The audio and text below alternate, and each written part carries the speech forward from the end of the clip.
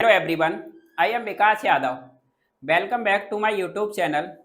आज का जो हमारा खास स्पेशल जो सेशन है वो मैथ के कुछ क्वेश्चन है। यहाँ पर मैं आपको यहाँ पर बताऊंगा कि हमारी एग्जाम में कौन सी जो अप्रोच है, कौन से जो तरीके हैं जो हमें दूसरों से अलग करते हैं। ठीक है, बहुत ही कम समय में हम कैसे अपने ज़्यादा से ज़्यादा क्वेश्चन को सॉल्व कर पाते हैं। तो हमारे कुछ स्मूथ तरीके हैं और कुछ हमारी जो एग्जाम की जो अप्रोच है वो डिफरेंट होनी चाहिए, तभी तो हम दूसरों से अलग होंगे। तो मैं आपको यहाँ पर दिखाता हूँ। देखो, क्वेश्चन में हमें किस तरह से अपनी अप्रोच लगानी चाहिए जिससे हम क्वेश्चनों को सेकंडों में ही हल करते हैं। और जिनकी अप्रोच अलग होते हैं, जिनके तरीके अलग होते हैं, तो वो बच्चे 25 क्वेश्चन 10 12 या 15 मिनट में सॉल्व करके निकल लेते हैं। ठीक है, यहाँ पर एक क्वेश्चन है आपके सामने कि जो ABCD और DEF, 3 अंकों की संख्याएं ABC और DEF। ठीक है, और ये संख्याएं इस प्रकार हैं कि एक भी नंबर क्या है, शून्य नहीं है, यानी शून्यतर भिन्न नहीं है। इस प्रकार के ABC और DEF, इनको अगर जोड़ते हैं हम ABC को और DEF को, तो कितना आता है हमारा 1111 आता है। अब इस क्वेश्चन का सॉल्यूशन यूट्यूब पे भी आप देखोगे तो 2-2, 4-4, 5-5 मिनट के सॉल्यूशन आपको मिलेंगे। अगर बच्चा 5 मिनट अपना इसी में खराब कर देगा तो किस तरह से वो अपने क्वेश्चनों को सॉल्व कर पाएगा। तो यहाँ पर मैं आपको बताता हूँ। देखो, क्वेश्चन को हम कैसे सॉल्व करते हैं, क्या हमारी लॉजिक है, क्या हमारी तरीके हैं, क्या कौन सी हमारी अप्रोच है। तो सबसे पहले मैं आपको यहाँ पर दिखाता हूँ। जैसे यहाँ पर ये है ABC और यहाँ पर है ये DEF। ठीक है, इसको ऐड करने पे हमें क्या मिल रहा है, 1111 मिल रहा है। ठीक है, और मुझे एक बात कन्फर्म है कि जब C और F को जब मैं ऐड करूँगा तो मुझे यहाँ पर 1 आना चाहिए। और C और F को ऐड करने पर कोई भी अंक क्या है, शून्य नहीं है। जब कोई भी अंक शून्य नहीं है तो मुझे एक बात कन्फर्म क्या होती है कि जो C और F का जो सम है वो कितना आना चाहिए, 11 आना चाहिए, तभी यहाँ पर 1 बचेगा। तो यहाँ से मुझे पता चलता है जो C और जो F है इसका सम कितना है, 11 है। अब 11 का यहाँ पर रख दिया 1 और 1 रख दिया मैंने कैरी का। अब B और E को जब मैं ऐड करूंगा तो मुझे यहाँ पर कोई ऐसा नंबर मिलना चाहिए जो लास्ट में उसके 1 आए। और एक मेरे पास कैरी है, क्या है, कैरी है। अब मैं B और E को जब मैंने ऐड किया तो B और E का अगर सम 10 है और एक जो कैरी है उसको ऐड कर दूंगा तो ये 11 बन जाएगा। फिर 11 बन जाएगा तो मुझे क्या मिल जाएगा, यहाँ पर जैसे ही मुझे 11 बनेगा तो यहाँ पर 1 मिल जाएगा। अब मुझे यहाँ पर सोचने की जरूरत नहीं है कोई भी कि मैं B और E में 5 इसको मानूं या 6 इसको मानूं या फिर 4 मानूं उसको 7 मानूं, कोई जरूरत नहीं है। हमें तो उसका सम चाहिए। ऐसे ही C और F को आपको अलग अलग सोचने की जरूरत नहीं थी, मुझे दोनों का सम मिल गया था क्योंकि यहाँ पर कोई भी नंबर 0 नहीं है। सबसे अच्छी बात तो ये है। अब फिर उसके बाद में A और D को जब मैं ऐड करूंगा तो मुझे कितना मिलना चाहिए, यहाँ पर 10 मिलना चाहिए। जो मेरे पास ऑलरेडी कैरी है पहले से, तो 10 मिलेगा तभी तो ये 11 बनेगा। फिर तो यहाँ से मुझे पता चलता है कि जो B और E का जो सम था वो भी 10 था और A और D का जो सम था वो भी 10 था। अब मुझे यहाँ से सारे अंकों का क्या मिल गया, सम पता चल गया। जो सम कितना है, 31 है। हमारा करेक्ट आंसर क्या है, C है। अब देखो, इसमें मुझे देर नहीं लगी क्वेश्चन में। क्यों नहीं देर लगी, क्योंकि मैंने यहाँ पर ABC के और DEF की अलग अलग अंक यानी डिजिट नहीं निकाली। अगर डिजिट निकालने लग जाता तो 5 मिनट लग जाती इसमें। तो यही हमारे तरीके जो स्मूथ होते हैं, जो हमें अपनी मंजिल तक बहुत ही कम समय में पहुंचा देती है। ऐसे ही देखो, एक और आपको मैं अच्छा क्वेश्चन है, ये भी बहुत अच्छा क्वेश्चन है। एक और क्वेश्चन दिखाता हूँ आपको। ठीक है, अगला क्वेश्चन है मेरा, ये है तुम्हारा x माइनस के 6 अपॉन में रूट एक्स बराबर है ये 37 के। ठीक है, और हमें पूछ क्या रहा है यहाँ से, x माइनस के 6 अपॉन रूट एक्स बराबर क्या आएगा। तो सबसे पहले मैं यहाँ पर रूट एक्स का एलसीएम लेता हूँ और एलसीएम लेने के बाद में ये आ जाएगा तुम्हारा एक्स रूट एक्स माइनस के 6 इक्वल टू 37। क्रॉस मल्टीप्लाई करने पर ये रूट एक्स उधर पहुंच जाएगा, एक्स रूट एक्स माइनस 6 बराबर 37। रूट में x। उसके बाद में मैं इस 37 को क्या लिख सकता हूँ, 36 रूट एक्स और एक रूट एक्स। ठीक है, ये हो जाएगा तुम्हारा ऐसे, इस तरह से इसको लिख लेंगे 37 रूट को 36 रूट एक्स एक अलग और रूट एक्स अलग। ठीक है, इस तरह से लिखेंगे। उसके बाद में मैं इनको क्या करूँगा, ट्रांसपोज करूँगा, जिसको हम कहते हैं पक्षांतर करना। तो इसको इधर लेके आएंगे 36 रूट एक्स को, तो इधर आएगा ये, तो माइनस हो जाएगा, ये बराबर इधर जाएगा तुम्हारा रूट एक्स, ये हमारा, और ये क्या है 6 है, तो इधर जाएगा, ये माइनस का है तो ये प्लस का हो जाएगा। अब यहाँ से मैं क्या करता हूँ, रूट एक्स क्या लेता हूँ कॉमन, रूट एक्स कॉमन लेने पर बचता क्या है अंदर, एक्स माइनस के 36 बचा, और इधर क्या है रूट एक्स प्लस के एक्स। अच्छा, अब आपको एक बात समझ में आ रही होगी, क्या एक फॉर्मूला आपने पढ़ा होगा, ए स्क्वायर माइनस के बी स्क्वायर बराबर होता है एक बार तो ए प्लस बी, एक बार होता है ए माइनस बी। ठीक है, तो मैं इस x माइनस 36 को ए स्क्वायर माइनस के बी स्क्वायर की फॉर्म में बना सकता हूँ कि नहीं बना सकता हूँ, बना सकता हूँ, क्योंकि हम रूट एक्स लेंगे तो रूट एक्स का स्क्वायर करेंगे तो x आ जाएगा, और 6 का स्क्वायर करेंगे तो 36 आ जाएगा। तो यहाँ से मुझे एक बात क्या पता चलती है कि अंडर रूट एक्स, और इसको मैं कैसे लिख लूंगा, एक बार तो रूट एक्स माइनस के 6 और एक बार रूट एक्स प्लस के 6। मैंने इसको x माइनस के 36 को कैसे लिख दिया, रूट एक्स का स्क्वायर माइनस के 6 का स्क्वायर, ये बन गया ए स्क्वायर और माइनस के बी स्क्वायर की फॉर्म में। ठीक है, अब यहाँ से ये क्या है, बराबर है हमारा रूट एक्स प्लस के 6। अब आपको पता चल रहा होगा कि ये रूट एक्स प्लस 6, ये रूट एक्स प्लस के 6 यहाँ से चला जाएगा। ठीक है, इसके बाद में यहाँ पर हम क्या करेंगे, अब देखो हमारे पास क्या बचता है, ये बचता है रूट एक्स और एक्स रूट माइनस के 6।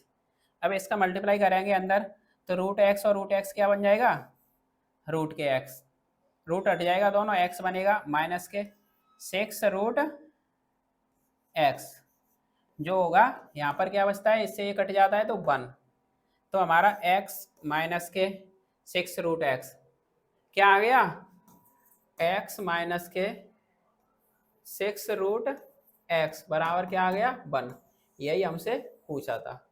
ठीक है, तो देखो यहाँ पर भी अच्छा क्वेश्चन था ये, मैंने बस यहाँ पर क्या किया था, इसको एलसीएम लेके और 37 को यहाँ पर तोड़ा था, यही यहाँ पर एक लॉजिक था इस क्वेश्चन में। एक क्वेश्चन और देखते हैं आगे, हमारा एक क्वेश्चन और है, जैसे यहाँ पर आपको दिख रहा होगा, ये भी नंबर सिस्टम का ही है कि ए तथा बी क्या है, विषम संख्या है, तो इनमें से कौन सी संख्या सम है। अब आपको पता है कि ए और बी विषम है, जब दो संख्याएं विषम होती हैं तो उनमें से कौन सी संख्या सम होगी। तो यहाँ पर ये बता रहा क्या है, जोड़ के देखना है। अब कौन सा नंबर होगा, ए प्लस ए बी जोड़ो, या फिर इसको ए प्लस बी प्लस के 1 जोड़ो। तो सबसे पहले ज़्यादा बड़ा नहीं देखते, छोटा नंबर देख लेते हैं। आपको पता है कि विषम हमारा क्या होता है, एक होता है 3 होता है, क्या होता है 1 और 3। तो जैसे ही मैंने 1 और 3 को रखूंगा ए और बी की जगह पे, तो यहाँ से 4 और ये कितना आ जाएगा 3 7, तो क्या आएगा यहाँ पर, सम संख्या नहीं आएगी, विषम आएगी। अगर यहाँ पर रखूंगा मैं क्या 3 1 4 और यहाँ पर रखूंगा क्या 5 आ जाएगा। ऐसे ही यहाँ पर मैं रखूंगा ए प्लस बी की जगह पर कितना रखूंगा, 3 1 4 होते हैं और एक को ऐड करूंगा, दोनों ऑप्शन ये सेम है यहाँ पर, ये तो कुछ गड़बड़ है यहाँ पर फिर तो। और इसके बाद में मैं देखता हूँ आगे ए प्लस बी, इसको ऐड करूंगा यहाँ पर, तो 3 1 4 और 3 दूनी 6, 6 और 4 10। यानी मतलब मैं सबसे पहले यहाँ पर देख रहा हूँ कि दो विषम संख्याओं को जोड़ने पर मुझे एक तो सम संख्या मिलती है, ये तो बात कन्फर्म है हमारी। क्योंकि दो विषम संख्या तुम यहाँ पर 1 और 3 को नहीं, जब दो ऑड और ऑड नंबर को ऐड करोगे तो हमेशा इवन आएगा। ठीक है, यहाँ पर तो मैं यहाँ पर 1 और 3 की जगह पर आप चाहो तो 5 और 7 भी रख लो, तब भी कितना आएगा, इवन आएगा। तो ये दोनों ऑप्शन यहाँ पर हो सकता है मेरे हिसाब से, ये दोनों ऑप्शन सेम है, दोनों ऑप्शन सेम नहीं होने चाहिए, यहाँ पर कोई प्रिंटिंग मिस्टेक हो गई है। और देखो ये थर्ड पे जो एक ऑप्शन है यहाँ पर, ये दोनों सेम हो गए हैं, यहाँ पर मेरे हिसाब से एक में माइनस होगा, माइनस होगा, तो माइनस होने पर यहाँ पर कितना आ जाएगा, यहाँ पर आएगा 3। अब वैसे भी मैं ये इतना प्रोसेस नहीं करता, अगर मुझे पता होता कि दो विषम संख्याओं को जोड़ने पर मुझे मिलता है सम, तो दो विषम संख्याओं को जोड़ता तो मुझे यहाँ पर सम मिलता, तो एक जुड़ जाता तो विषम हो जाता, तो ये वाला ऑप्शन कट जाता। यहाँ पर जब सम में से एक जाएगा तो यहाँ पर भी विषम मिलेगा, ये भी ऑप्शन कट जाता। अब दो सम को जोड़ूंगा तो इवन नंबर मिलेगा, और जब दो ऑड नंबर का मल्टीप्लाई करते हैं तो ऑड मिलता है, तो इवन प्लस के एक ऑड जोड़ेगा तो फिर यहाँ पर भी क्या मिलेगा, ऑड मिलेगा, तो ये भी नहीं होता। यहाँ पर एक ऑप्शन बचता है जो ए प्लस बी, यहाँ पर अगर मैं दो इवन नंबर को जोड़ने के बाद दो इवन ऑड नंबर को जोड़ता हूँ तो इवन मिलता है, यहाँ पर तो यहाँ पर क्या मिलेगा, इवन नंबर मिलेगा। उसके बाद में दो ऑड नंबर का मल्टीप्लाई करने पर क्या मिलेगा, ऑड मिलेगा, और उसका 2 गुना करूंगा तो कितना मिल जाएगा यहाँ पर, इवन। और दोनों इवन इवन जुड़ के क्या मिल जाएगा, एक इवन नंबर। जो यहाँ पर हमने 1 और 3 को रखा था तो हमें पता चल रहा था कितना आ रहा था, 10 आ रहा था, क्योंकि 2 और 1 3 1 4 होता है, और 3 दूनी 6, उसका 2 गुना किया, 6 और 4 10 हो गए। तो मेरा डी ऑप्शन क्या था, करेक्ट था। एक ऑप्शन और है, एक आगे एक क्वेश्चन और देखते हैं। जैसे ये कह रहा है कि m तथा n दो धनात्मक पूर्णांक हैं और m माइनस n एक सम संख्या हो, तो m स्क्वायर माइनस के n स्क्वायर हमेशा किससे विभाजित होगा। तो आपकी जानकारी के लिए यहाँ पर एक बात बताते हैं कि अगर m माइनस n क्या है, इवन नंबर है, क्या है, इवन नंबर है, जब दो धनात्मक पूर्णांक हैं उनका अंतर अगर सम है, अंतर क्या है, सम है, तो उनका योग भी क्या आता है, सम आता है। तो यहाँ से m प्लस माइनस दोनों इनको जोड़ूंगा तो क्या आएगा, इवन नंबर मिलेगा। क्या नंबर मिलेगा, इवन नंबर। अब आपको पता है कि m स्क्वायर माइनस के n स्क्वायर जो है, इसको हम लिख सकते हैं m माइनस n, एक बार लिख सकते हैं m प्लस के n। ठीक है, तो यहाँ से मुझे पता है जब ये नंबर m माइनस n करेंगे तब भी इवन आएगा, और इसको करेंगे तब भी इवन आएगा। अब आपको ये भी पता है कि जब इवन आता है तो उसमें 2 अवश्य रहता है, तो यहाँ पर 2 के, और इधर भी क्या रहेगा, इस यहाँ पर भी कोई 2x होगा। जब दोनों इवन नंबर का मल्टीप्लाई करेंगे 2 और 2 का, तो यहाँ पर क्या मिल जाएगा मुझे, 4। अब कोई नंबर है, ये m स्क्वायर हमेशा किससे डिविजिबल होगा, 4 से डिविजिबल होगा, जो हमारा ए ऑप्शन पे है। अब कोई नंबर 4 से डिविजिबल होगा तो क्या है, यहाँ पर एक ऑप्शन है हमारा 8 और 12, तो 8 और 12 क्यों नहीं होंगे, क्योंकि जो संख्या 8 से डिविजिबल होगी वो 4 से भी हो जाएगी, जो 12 से होगी वो भी किससे हो जाएगी, 4 से भी हो जाएगी। आप चाहो तो यहाँ पर ऐसा भी रख सकते थे, m तथा n तो धनात्मक पूर्णांक है, इनका सम आना चाहिए कितना, m माइनस n करते हैं तो एक सम संख्या आना चाहिए। तो मैं यहाँ पर क्या कर रहा हूँ, सपोज करो मैं यहाँ पर ले लेता हूँ 5, और 5 में से कितना 3 माइनस कर देते हैं तो कितना बचता है, 2। ऐसा भी तो तुम कहते 5 और 3 कितने हैं, 2, m माइनस n करने पर एक सम संख्या 2 आ जाती है। अब इनका स्क्वायर करोगे तो m स्क्वायर माइनस के n स्क्वायर हमेशा किससे, 25 माइनस के 9, यही तो होगा, m स्क्वायर माइनस के n स्क्वायर। या फिर ऐसा बोलो कि 5 और 3 होते हैं 8, तो ये नंबर 8 से जब डिविजिबल होगा एन स्क्वायर माइनस के, ये इसको मिटा देते हैं, 25 माइनस के 9। तो 5 और 3 8 होते हैं ना, दो संख्याएं हैं। तो जब कोई नंबर 8 से डिविजिबल होगा तो वो 4 से भी डिविजिबल होगा।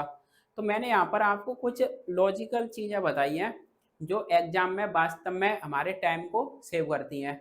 जैसे पहला क्वेश्चन था और दूसरा क्वेश्चन था, वहाँ पर आपने ध्यान नहीं दिया होगा, उसमें लॉजिक था। तो आज का सेशन यहीं पर रैप अप करते हैं। ऐसे ही आपके लिए कुछ सीरीज लेके आते रहेंगे अच्छे अच्छे क्वेश्चन की।